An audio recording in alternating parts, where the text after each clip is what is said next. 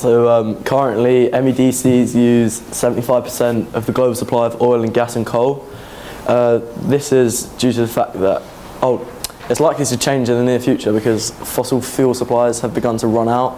So many nations are trying to move towards renewable resources to meet demand. In the lower income countries, the main sources of fuel are fuel wood and biomass.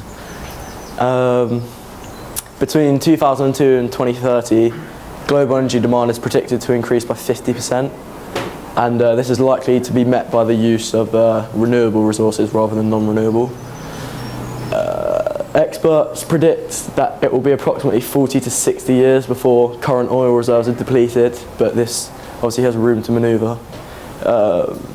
At the moment, it's necessary for energy to be transported long distances because the nations that hold the reserves, like Saudi Arabia, etc., are far away from countries that want to export it, like import even, like China and the UK.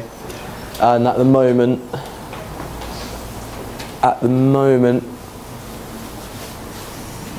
the proportion of global oil, gas and coal reserves, there's 5% oil in the poorest nations, 70% in the middle income nations and 25% in the developed nations.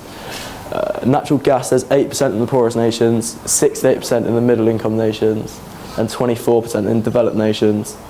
And coal, there's 14% in poorest nations, 45% in middle income nations and 41% in developed nations.